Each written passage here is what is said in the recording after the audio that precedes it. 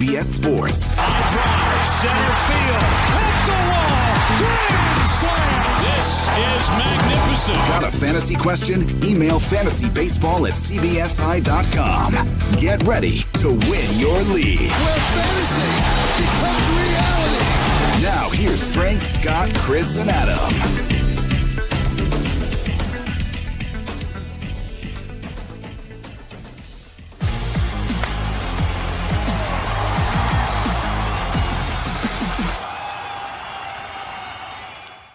Pete Alonso, what a beast. The polar bear goes back-to-back as the home run derby champ.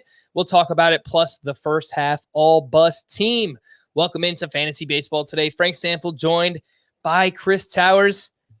That was a pretty fun derby, eh, Chris? That was an extremely entertaining, 2.5 hours of television. My dog was very upset throughout. I don't know what it was that he didn't appreciate, but he was not a fan of the home run derby. He would just start barking at the screen. I don't know if it was the sound of the bat, but he just was not having it. So I apologize to Steven. Well, I would imagine that dogs typically don't get along with bears. That might be it. Yeah. He saw a bear on the TV and he just had to. He actually when I'm playing Call of Duty, sometimes there's a dog on the screen and he will bark at the dog on the screen. So, maybe that was it. He just saw a big bear on the screen. By the way, for anyone listening or watching, don't ever take my advice on the home run derby, because Chris and I did a home run derby live stream earlier in the day, Q&A, answering people's questions, and we did a derby draft, right? So, Chris had Ohtani and Juan Soto and Trey Mancini. Oh, and he had Pete Alonso. So I got absolutely crushed. Yeah. I had Joey Gallo, Matt Olson, Trevor Story, poor Salvador Perez. Look, Perez had a great showing, and ESPN's just interviewing Pete Alonso throughout it. Come on, man. Show the guy some love. That's well, I guess here's the question. Would you rather no eyes are on you, there's less pressure.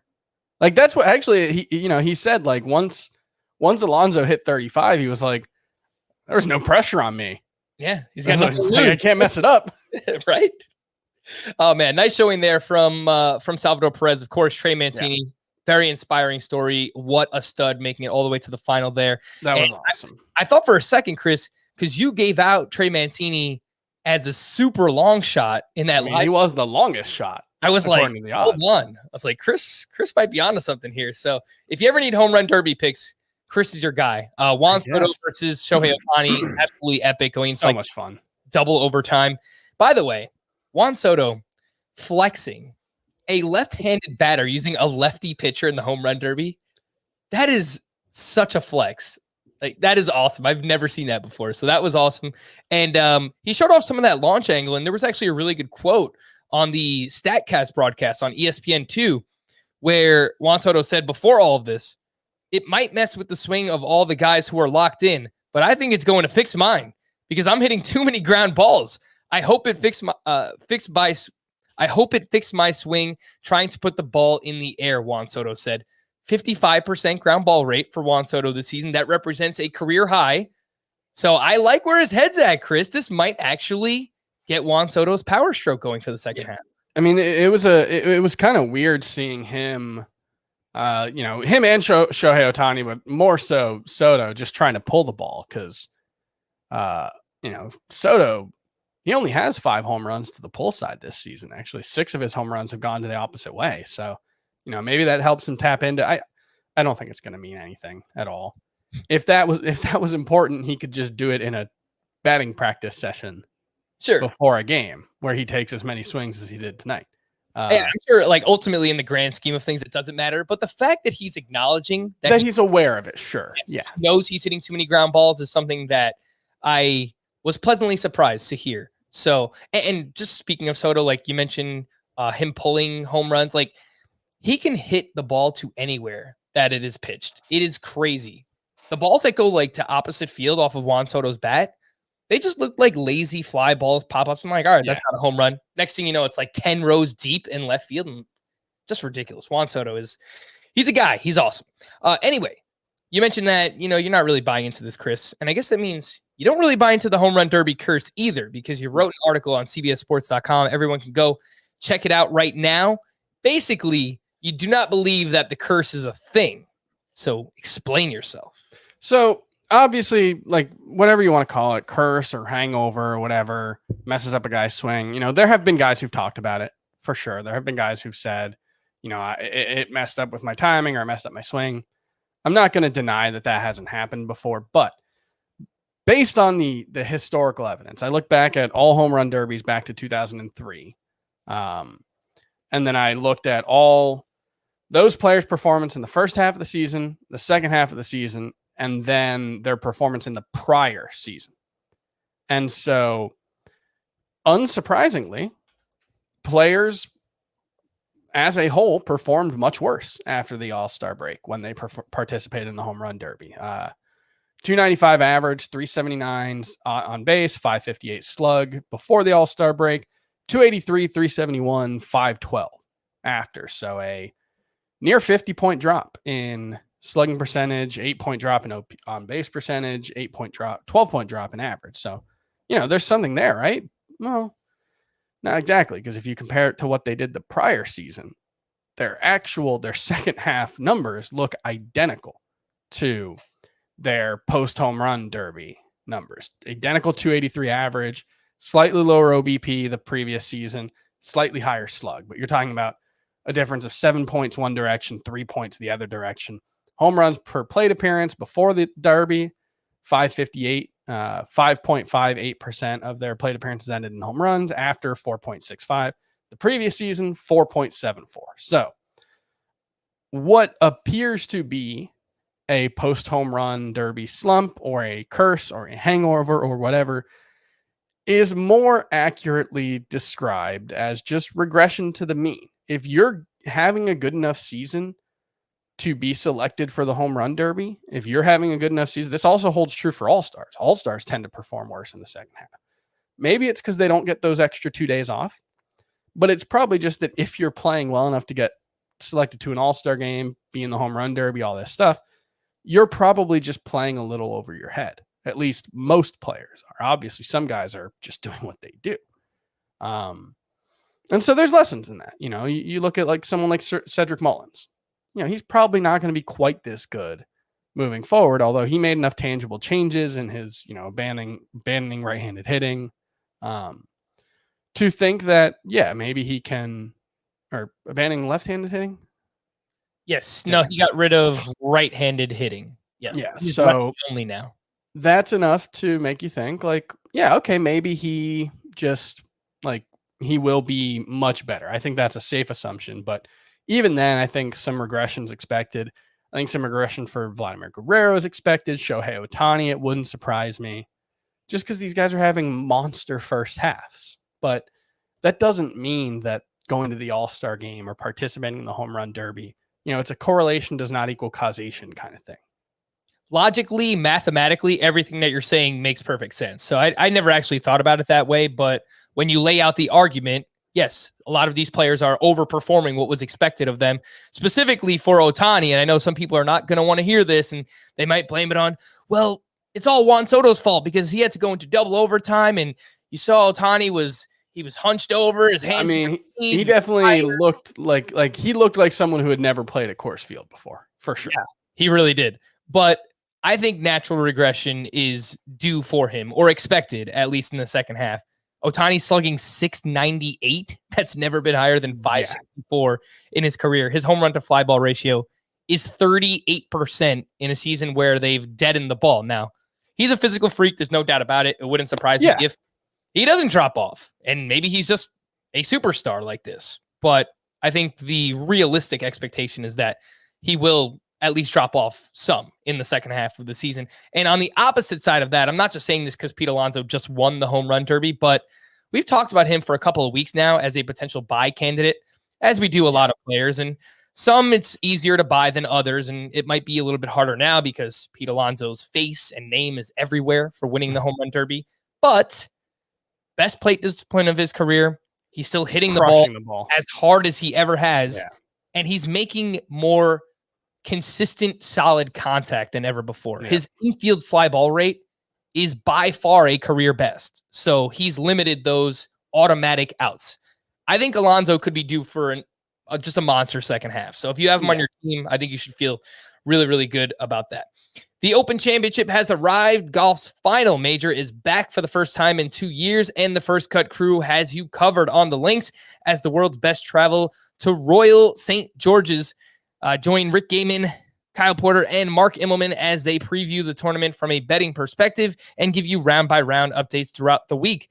Go inside the ropes on the First Cut Golf Podcast, available on Apple Podcasts, Spotify, and on YouTube. Some news and notes from Monday. Carlos Carrasco is scheduled to pitch one inning in a rehab game at High A Brooklyn on Thursday. The Mets are... Maybe we should go to that game, Chris. A little Brooklyn Cyclones game.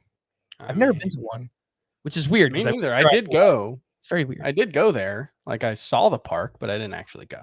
To Coney Island. I would like to see Brett Beatty. Brett Beatty? Matt Beatty? He's not playing there, is he? Is he? Oh, yeah, he is. I think he is. Yeah, I think he's in High A right now. Also, Francisco Alvarez. No, like, we really need to go to a good time. This game. Yeah, I've got to figure that out. The Mets are loosely targeting early August for Carrasco to return, assuming he endures no setbacks with the hamstring during the rehab assignment, which obviously is paramount for Carrasco. The Giants optioned Joey Bart back to AAA despite going 2 for 5 with an RBI on Saturday, which sounds like Buster Posey could be back shortly after the All-Star break. And the Mariners reinstated Yusei Kikuchi from the COVID IL on Monday, meaning he's allowed to pitch for the American League in Tuesday's All-Star game. Eloy Jimenez has gone 3 for 7 with a home run, a walk, 2 runs, and 2 RBI through the first 2 games of his rehab assignment at High A. He's up to 87% rostered on CBS, and I think I saw 73% rostered on Yahoo. So might be out there in some shallow leagues, Eloy Jimenez.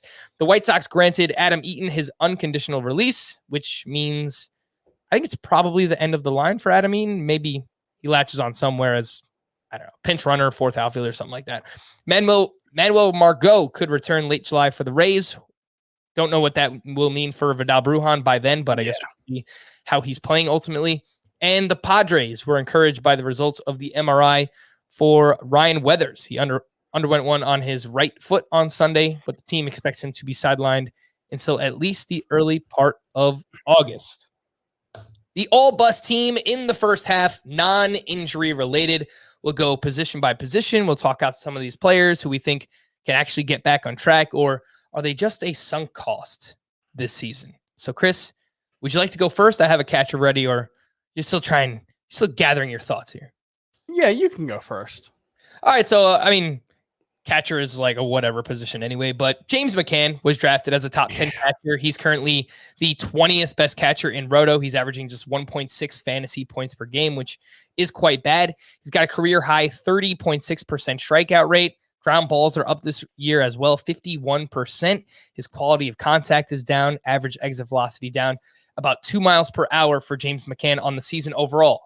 However, since June 1st, he's batting .292 with an .814 OPS. He's lowered that ground ball rate some. It's like 47%, so still higher than you'd like to see for a catcher. Striking out a lot still, 35%. So in a points league, you probably just want to ride the hot hand. I don't know that James McCann is someone that's going to get back on track in that format. But if you play in Roto, .292 batting average, 800 OPS since June 1st, that's definitely going to play, especially in 2-catcher leagues. So Roto, head-to-head categories, anything like that, I think James McCann is coming around and showing signs, but that strikeout rate is going to limit him quite a bit still in points leagues. Yeah, and he's hitting .261 with a .752 OPS since the start of 2020. Obviously, he was awesome in 2020, but it was 31 games. We're up to 106 now.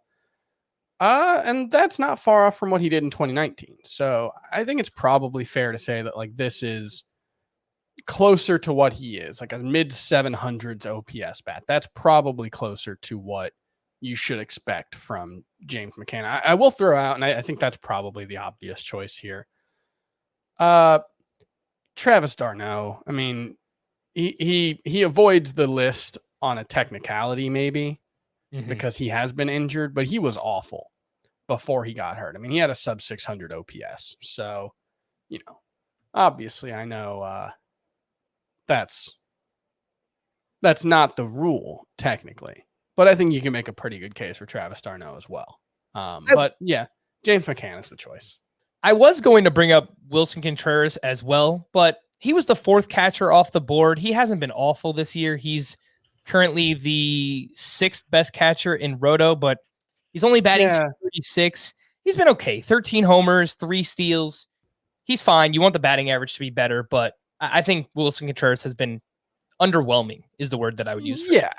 Yeah, he's I mean, his OPS is right where it was last season. So I think it's, he kind of is what he is. Maybe he's not a difference maker at the position, but the leagues where I have him, I certainly haven't thought like, man, I need an upgrade at catcher the way I have with pretty much every other player at the position. Yeah, for sure. The one thing I will say Wilson Contreras is not, that's Salvador Perez. So I remember we had some offseason chatter, Salvador Perez versus Wilson Contreras. Salvador Perez has just completely pulled away. He is the number 1 catcher in Roto this year, a top 60 player, which is weird because JT Realmuto is the 4th best catcher. He's ranked 183rd in Roto this year. So maybe you can make it that he's been underwhelming as well. He's having such a weird season because like the power is just way down. He has 8 home runs. Yeah. Everything else is pretty much where you think it would be. He's even got 5 steals after only 4 last season. So, he's well on his way to, challenging for another double-digit steal season. It's just we've come to expect him to be a 20 to 25 homer guy. And right now he looks like more like a 15 homer guy. But I don't know. It's another one where like he has an 808 OPS as a catcher. I don't think you can really say he's a bust, even though he was being drafted so far ahead of everyone else at the position. All right, so let's move on to first base. Chris, I will let you kick us off here. Can I count someone who was not first base eligible before the season? Do you think most people play this person at first base? You could. He got first base eligibility the very first week of the season. Is that Keston Hiura? Yeah. We can save him for second, though. That's fine. There's a lot of candidates for second base, by the way. Cody Bellinger doesn't count, I guess, because of the injuries. He's my pick. Cody Bellinger's my pick. Yeah, I think he's the obvious pick. First base has been a bad position for fantasy this season. I don't think so. The top end of the position has been. Sure, Freddie Freeman hasn't lived up to expectations. He's fine. But like Bellinger, LeMahieu, Abreu, Alonso, Hiura, Voit, Goldschmidt. That's, what is that? 6 of the top 10 have been to varying degrees. Rizzo too. Rizzo's been awful. Have been varying degrees of disappointing. Alec Boehm was the 13th. Mike Moustakas 14th. Dom Smith 16th. Josh Bell 17th. Now you're right about that. The top end for sure, but there was just so many guys that went late that have been awesome that it's kind of made up for it, I guess. So like Jared Walsh and Trey Mancini have been really good. Max Muncy has been ridiculous this year.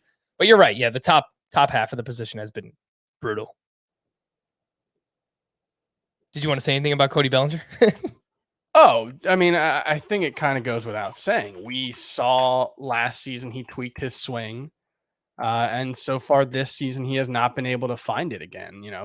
Obviously the calf injury right at the start of the season makes it a little more difficult. But, even before that, it was only 4 games, but he wasn't like crushing the ball. He didn't have a home run through those first 4 games, 7 strikeouts to 2 walks. And he just really hasn't shown really many signs at all of turning things around. We talked about this on the live stream, but the underlying numbers, this is not a case like Juan Soto a month ago where you can say, yeah, he's been bad, but he has a 267 WOBA and a 299 xWOBA. He's hitting way too many fly balls, way too much weak contact. Infield pop-up rate is, where is it? Yeah, it's up to 8.5%. That's the highest since 2018. That was obviously a disappointing season. 27.7% strikeout rate. That's the highest of his career. you look at everything pretty much, and nothing looks right for Cody Bellinger. His max exit velo is 106 miles per hour. That's the low. It's just like basically everything that could be wrong for Cody Bellinger is.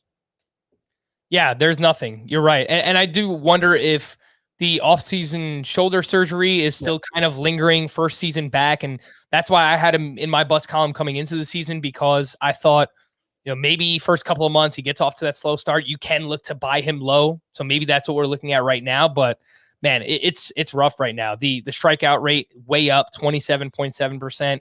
The hard hit rate for Cody Bellinger down about 10 percentage points, according to StatCast. So these are just massive blows to Cody Bellinger's skill set right now. And there's not much to hold your hat on there, hoping for a bounce back, other than just we've seen him be an awesome player before. So you got to hope that he gets back to that point.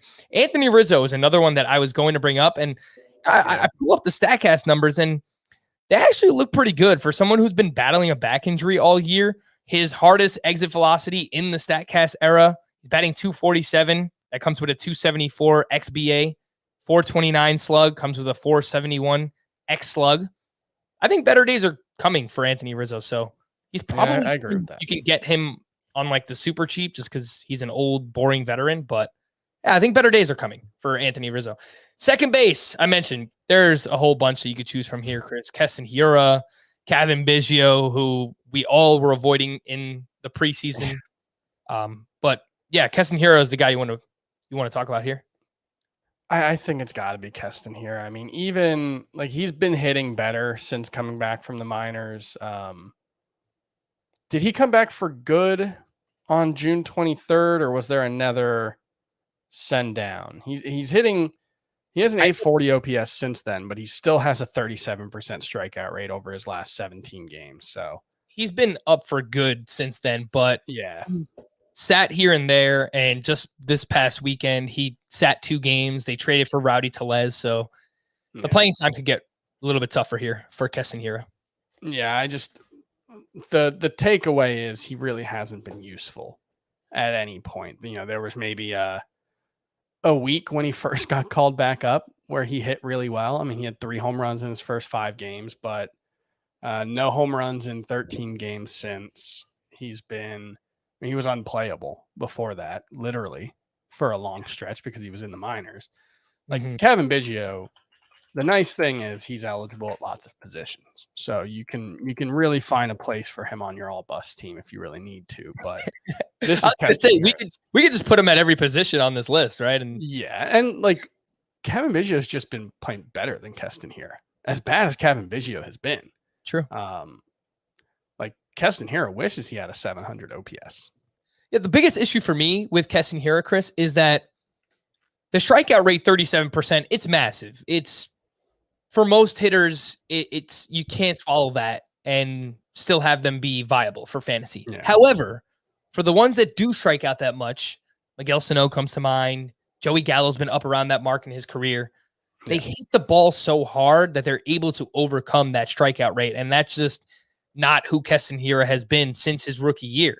He crushed the ball that rookie year. Maybe it was something to do with the bouncy ball that they were using, whatever it might be. But since then, his quality of contact has gone way down. So that in conjunction with the strikeout rate being where it is how we get Keston Hiura as, someone who you don't even need to roster at this point. It's not even those 2 guys just at the position. You can also throw Brandon Lau in there. He's been hot for like the last month, but before that, he was miserable. Jeff McNeil. I mean, I know it's been injuries, but he also hasn't performed when he's been healthy. So second base, not a shortage of options there either. Yeah, and we didn't even mention the one that I was going to choose, which is DJ LeMahieu. And he had an ADP in the early 3rd round, 25.8 coming into the season. He was the first second baseman off the board. He's currently the 21st best second baseman in Roto, and he's 16th in fantasy points per game. So he's hitting 270, 7 homers, 718 OPS. That's not going to get it done as a 3rd round pick. His home run to fly ball ratio has taken a huge step back from where it was in 2019 and 2020. We talked about that coming into the season. When we learned about the dead end ball, he was someone that stood out because his average home run distance had been among the lowest the past couple of seasons for DJ LeMahieu. I will point out that since the start of June, he has been better. He hasn't been what you were expecting. He's hitting 281 since the start of June, hitting the ball much harder. So I think he's getting better. He's not going to live up to expectations. He's not going to be, I don't think, an elite player, but I think he is going to be better. How much better? I don't really know. Yeah. And you know who's not a bust, Chris? That would be Express. We're very happy to have Express back as a sponsor on the podcast. Express Confidence, Express You. Express is all new and all about you with a fresh mix of casual, versatile, and super comfortable styles. They have everything you can imagine, from suits and blazers to an everyday outfit, just like jeans and a V-neck. This V-neck that I'm wearing right here, this is actually from Express. And I love that we have them as a sponsor because I've legitimately been wearing their clothes for years. I have a few polos in my closet right there. They're awesome. Specifically for the jeans, getting back there, they have all different styles, from skinny to slim straight, tapered, boot cut. You can also find their new 4-way hyper stretch denim, their stretchiest denim yet. I have a few pairs as well of the skinny stretch jeans. Don't tell anyone. They're awesome because they look great, very, very stylish, and are super comfortable. And of course, you need something up top. You can check out their printed short sleeve shirts, which help you stand out all summer in a good way. Of course, they have tropical and geometric prints for every vibe, moisture wicking fabric, so no sweat marks, machine washable, so you don't have to worry about dry cleaning. We encourage all our listeners to be on the lookout for great summer deals in stores and at express.com. Express Confidence, Express You. Let's move on to the third base position, Chris. And I'll start us off this time. And for me, Eugenio Suarez, who I actually have no shares of. Luckily, I guess I was just kind of avoiding that. I was really in on like the Anthony Rendon, Alex Bregman range, which you can make arguments those are two of the bigger busts this season as well. More so for Bregman, not so much. Yeah, more so for injuries, I think, for both guys. But like even when they played, they haven't been great. Suarez was the 10th third baseman off the board, according to ADP. He's currently 21st in Roto. He's 31st in fantasy points per game. He does strike out quite a bit. Since the start of last season, 2020, 143 games for Eugenio Suarez, a 185 batting average, does have 33 home runs, so that helps you there.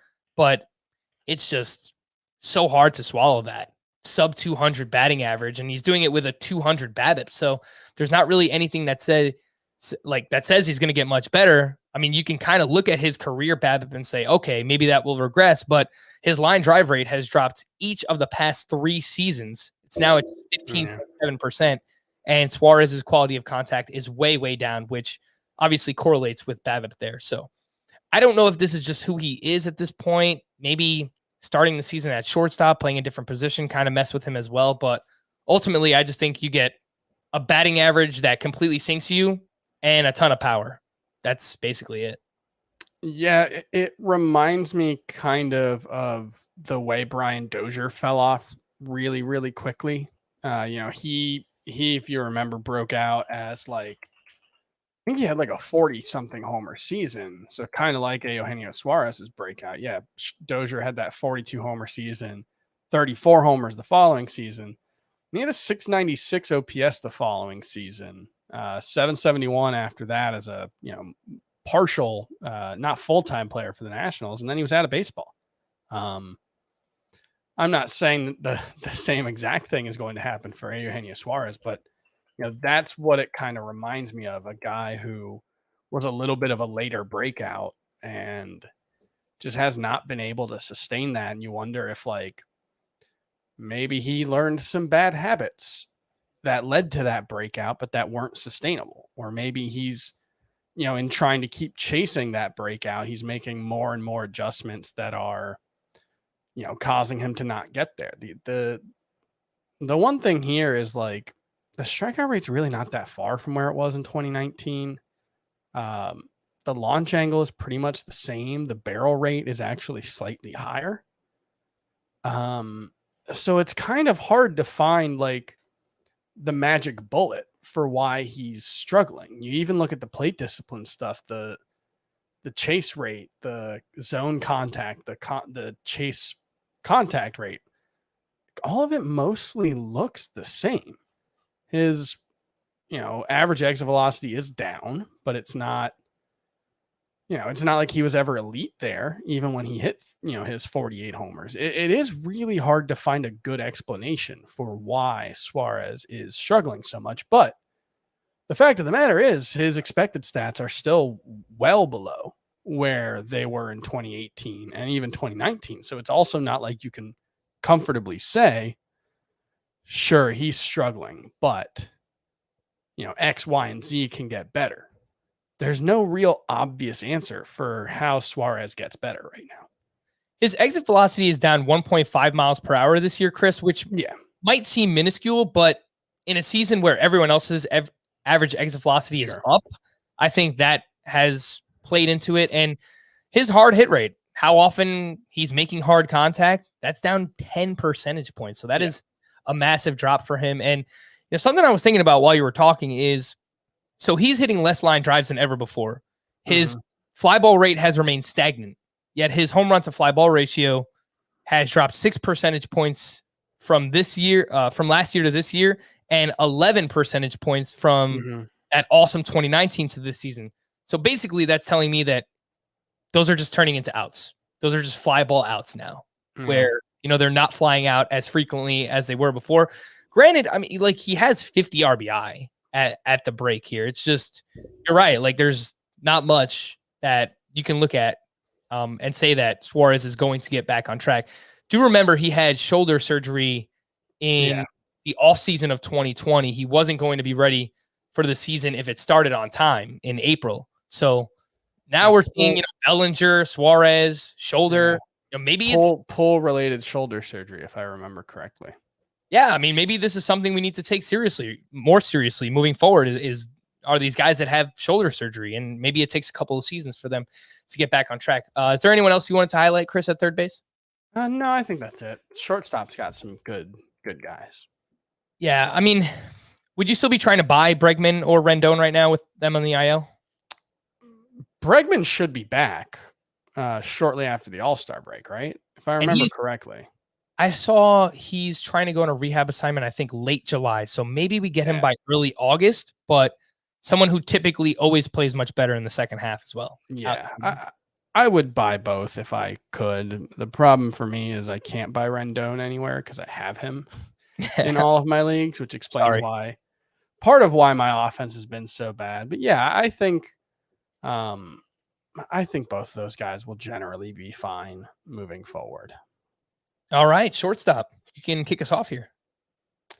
Yeah, I mean, I think you could make a case for Trevor Story, but he's been useful. I think you can make a stronger case for Francisco Lindor, but I would point out that, if you cut his season in half, he's appeared in 86 games. His first 43 games, he hit 185.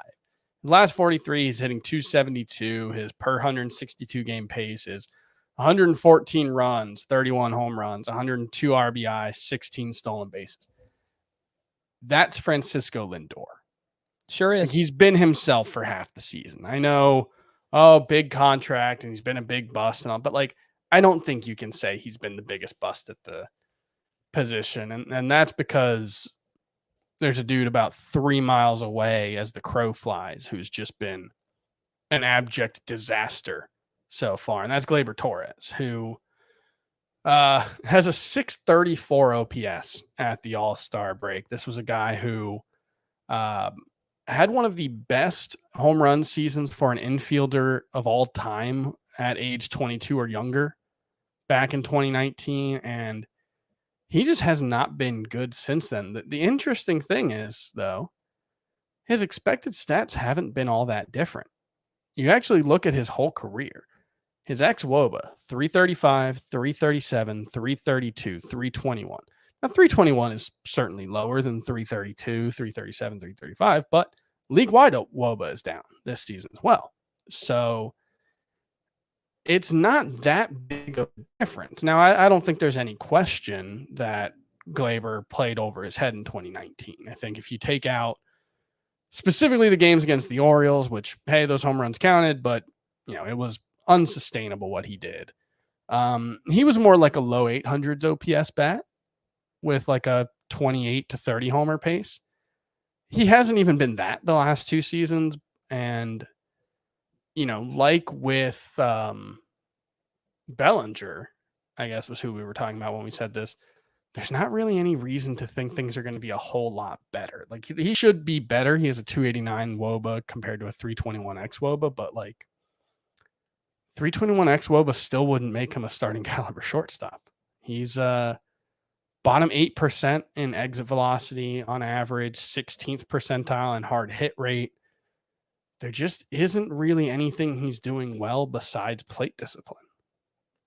Yeah, and this one really pains me too, because when he came up a couple of years ago for the Yankees, he quickly became my favorite player on the team. And now it's just, there's no explanation. I watch a lot of Yankee games, and the biggest thing, and they talk about it a lot on the broadcast, is that they think it's something mechanical, that he's got a lot of movement in his swing. His hands are, right next to, like right above his head, and he's constantly moving the bat. So there's a lot of movement there. And I think it's just his hand placement is off right now. It could be something, how Gary Sanchez eliminated that huge leg kick, and all of a sudden, he's turned his season around. It could be something as simple as that. But the fact of the matter is that we now have 119 games since the start of last season where Gleyber Torres has a 664 OPS and a 5% barrel rate. He's not making hard contact now for the last 120 games that he's played. And Chris, you brought up what he did back in 2019 when he absolutely crushed the Baltimore Orioles. He played 18 games against them. He had a 394 batting average, a 1512 OPS, 13 home runs in 18 games versus everybody else. He had a 786 OPS. Yeah. So I made this comparison before the season, comparing him to Didi Gregorius. And it was just, if you just took out the Orioles numbers, he basically was Didi Gregorius. And that's not a knock. Didi Gregorius has been an underrated fantasy player, I think, for a long time, including right now. I think he's in the discussion for the top 12 shortstops, if not, in there. But that's, Gleyber was talked about as a superstar. And at this point, I think you can say pretty safely, he is currently not a superstar. He's young enough, I think 24, that he can still become one, but he's got to get a lot better real quick. I don't think that our reason for thinking he was going to be a superstar was wrong, though, by the way. Not necessarily. No. I mean, age-adjusted production is something we talk about a lot here. And for someone, whether it's against the Orioles or not, to hit 38 home runs at however, he was 22 years old at the time, that's impressive. And you see something like that hitting in the middle of a great lineup like that, where you assume the run production and everything else is going to be there. He has double the amount of steals this season as he does home runs, which is just weird. And it's not like I was down on Gleyber coming into the season either. Like as I said that, I still had him, as a top at least 12, but definitely top 10 shortstop in the rankings as well. There was kind of that like top 12 or 13 this season that we thought were like clearly above everyone. And Gleyber was there. I didn't think he was going to be a 40 homer guy, but the thing about that season was he wasn't going to sustain it, but he did it. That counted. It's really disappointing. And I'm not sure, what exactly he needs to do to figure this out. Last one. Who would you rather buy low on in Dynasty? Gleyber Torres or Keston Hiura? Gleyber, by far. His issues seem bad, but relatively manageable. Keston Hiura has this guy might not be in professional baseball in 3 years kind of issues. Yeah. Definitely a massive problem there with Keston Hiura. We're going to take a quick break, but when we return, we have a few more positions to get to here. The first half all bust team on fantasy baseball today. Let's talk about the outfield position, and I guess Mookie Betts is in this conversation just based on how he performed to this point. But I'm going to go in a different direction, and I'm going to bring up Christian Yelich, who had an ADP at the 1-2 turn, 12th pick off the board, 5th outfielder being drafted coming into the season. He's batting .241 with a 28% strikeout rate. And like Gleyber, he's been awful since the start of last season, Christian Yelich has. And last year, he blamed it on not having in-game video.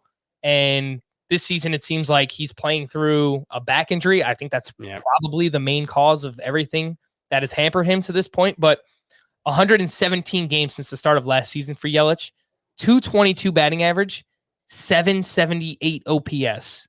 Chris, do you see anything that makes you believe he's going to get better? He's still hitting the ball really, really hard. I mean, he's still 96 percentile on hard hit rate. What's crazy about that, though? On max exit velo. His average exit velocity is still down 3.5 miles per hour. Where it was last year, though. The average is way down. The barrel rate is way down. But, it's largely like the launch angle has just collapsed. He's back down to like where he was at the beginning of his career. I think the back injury is clearly an issue. I mean, I don't know if you saw him kind of lose it at the umpire the other day. It looked like a guy, I don't want to psychoanalyze too much, but it certainly looked like a guy who was just, I've never seen him get that angry. It looked like a guy who's just kind of having a really crappy season and going through a lot. That being said, maybe the back starts feeling better. He can, leverage his legs a little more, stop getting on top of the ball and start driving it. And all of a sudden, I think the skill set is definitely still there for Christian Yelich to be one of the best hitters in baseball, but he's not there right now. I think he's unquestionably not just one of the biggest busts at outfield, but one of the biggest busts in the game, period.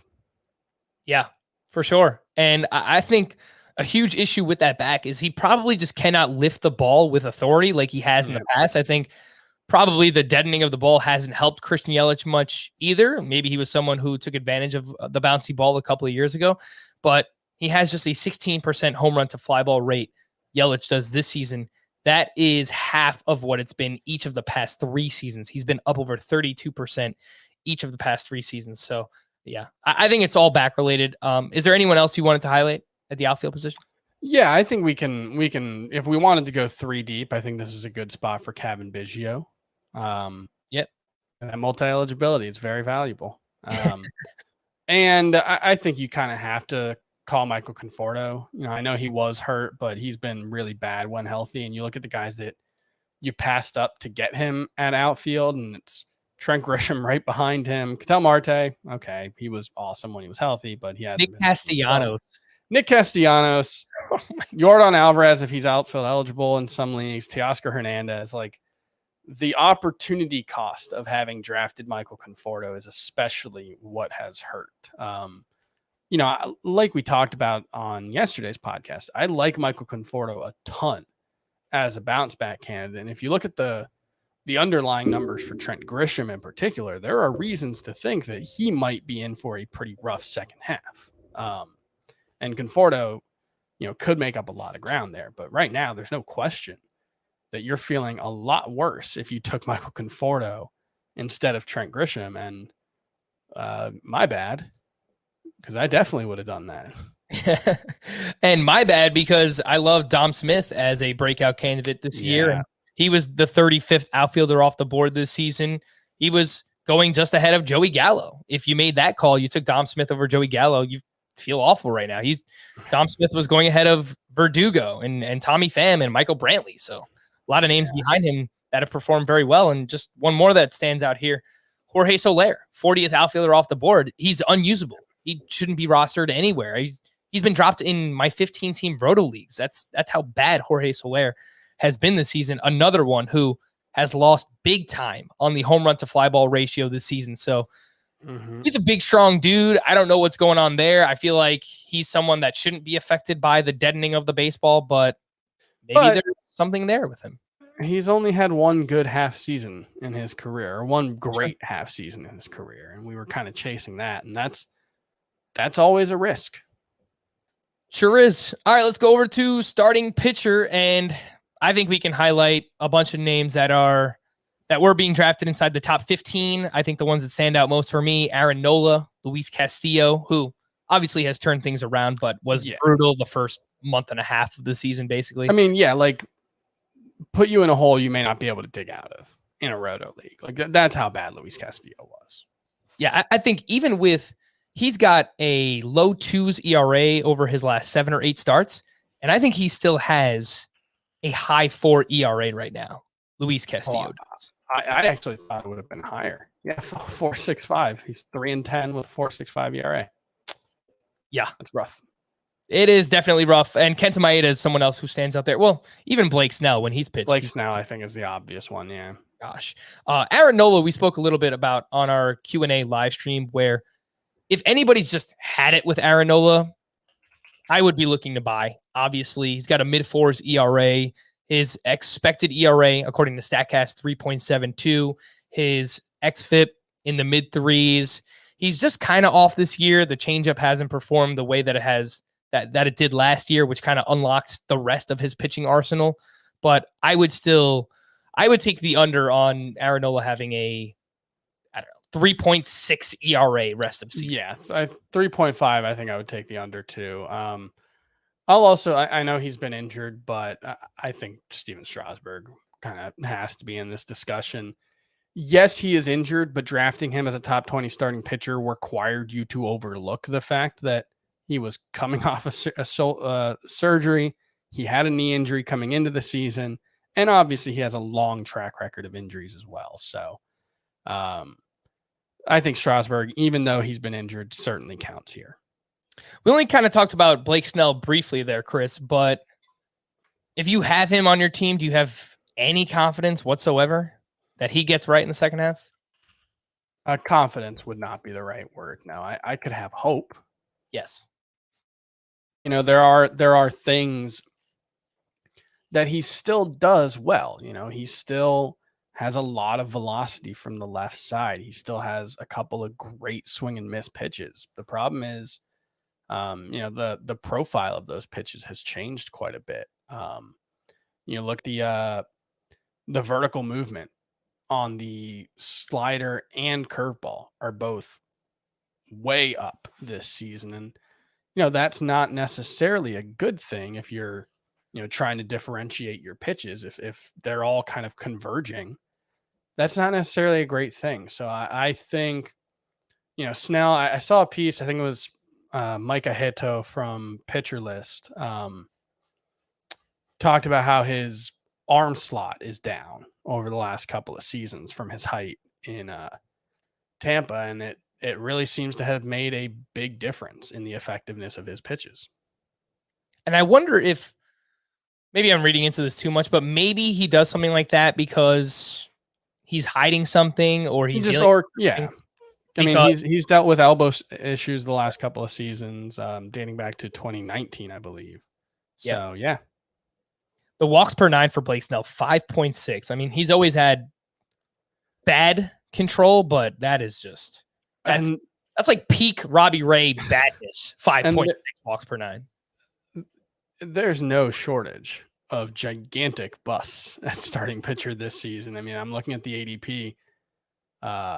Chris Paddock, Jesus Luzardo, Dinelson Lamet, Dylan Bundy. That's 4 out of 5 in a row. And the guy between them is Charlie Morton, who hasn't been exactly stellar himself. The 30 to 40 range at starting pitcher has had some real hits.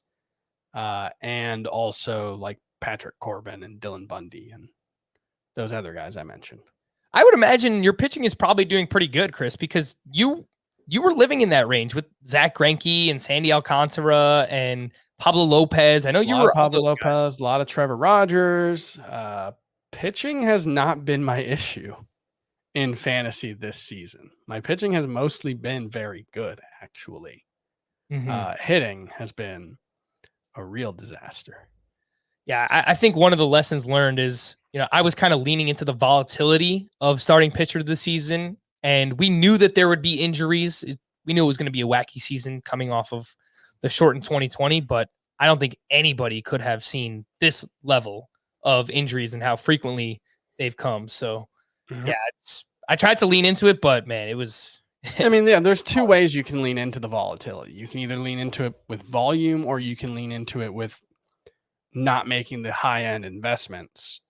The problem with not making the high-end investments is you have to hit on your hitting, and I haven't done that. You want to talk about relief pitcher, Chris, or should we just skip that position? I don't know. I mean, relief always stinks. Yeah, like Aroldis Chapman I guess. Like if we want to just pick one, I think he's probably the obvious choice at this Actually, point. I just said the position stinks, and I'm looking at ADP, and there's no one that really stands out as a huge disappointment. Chapman's the one recently, for sure. Like, Trevor Brad, Rosenthal, if you drafted Rosenthal as a top 12 closer. But even that was injury. Brad Hand's been okay. Ryan Presley's been good. Kenley Jansen's been good. It's mostly been the top end of the position. Devin Williams. I mean, we were drafting him based off 24 innings, and he has not been nearly like he has probably not been all that useful. His ERA's down to 297. No, he's been much better. And the strikeouts are back. The strikeouts are back too. The whip is high for him, but that was such an obvious one to me. I don't think I drafted Devin Williams anywhere. There's just for relievers that don't give you saves to consistently be just awesome in ERA and whip and strikeouts. I mean, there's a lot of volatility in this position year over year. There are guys 100%. That emerge for one season and are great, and then you might not hear from them again for the rest of their careers. Like it's just that's the nature of the relief pitcher position. Alex Colomé, one of the biggest busts. I mean, he lost his job within the first couple of weeks of the season. Rafael Montero, brutal for the Seattle Mariners. Jordan Hicks, I guess originally we thought he was going to be the closer. That's worked out pretty badly. So Greg Holland. Oh gosh. Yeah. If you were living in that mid tier with any of those names that I just mentioned, like it might be rough for you right now trying to find some saves. So those are some of the worst ones. One more thing to promote here. We are finalists for the sports category of the People's Choice Podcast Awards. We appreciate all you guys do for us, and we hope you enjoy our show enough to nominate us to advance to the final round. To nominate Fantasy Baseball today, go to podcastawards.com/app/sign up, and then toggle down the sports category. We've included the link in the episode description as well. Last thing that we have here, it's a Tuesday podcast. We'll give you a little team name Tuesday here, and this one is from Dave. Akil Badu Abudi Abadai Dabudi Abadai. Did you ever see the Blue Man Group, Chris? I have seen I'm aware of them. I remember their American Express commercials, I believe, but I have never seen them. I saw them live once when I was a kid. They're pretty fun. That seems like a good time, you know? Yeah. Definitely was a good time. These are from Jason. Woodruff Raff Scratch a Boobich. I don't know if I'm allowed to say that or what he's trying to say. Well, yeah, it's an itch, I think is all he's saying. Right? Oh, no. Okay. I don't know. I don't know. I don't know what we're going for here with the Raff part either. So all around, I say, not our best work collectively. All right. Well, his next one is, yeah, I am Lourdes. Have you ever understand? Oh, you've never seen the South Park episode? Oh gosh, I haven't watched South Park in probably 20 years, 15 years. It's he's making fun of Lord. I forgot what. I'm not here for that. Lord's great. All right, leave Lord alone. It's actually a very funny episode though. This one's from Alex. Darth Hader versus Han Soto. Sure. Yeah. Yep. From Kaz. Void where prohibited by Low or Lao. Yeah. And I think Lao. I think that's where it works better. Void where prohibited by Lao. Sure. And this is from Jack Boyce. He actually sent in a song that he made. He took a page out of your book here, Chris. And he said he was disappointed with Scat's lack of approval for last week's submissions. So here's a little parody song. Hopefully this will garner acceptance to the tune of Climb Every Mountain.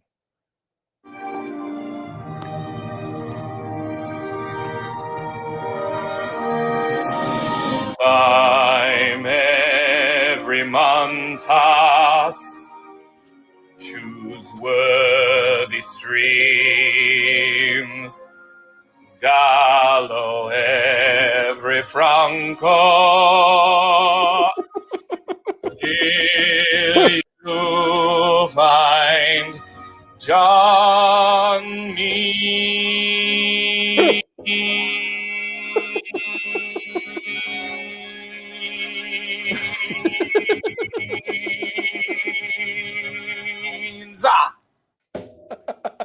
Really held that final note for a long time. That's very good. It took me a while to play. It took me a little while to place it. It's the Sound of Music, and it like at the start I was like, "What is this?" And then that clicks in, and I think that's the one she's singing like on the mountaintop.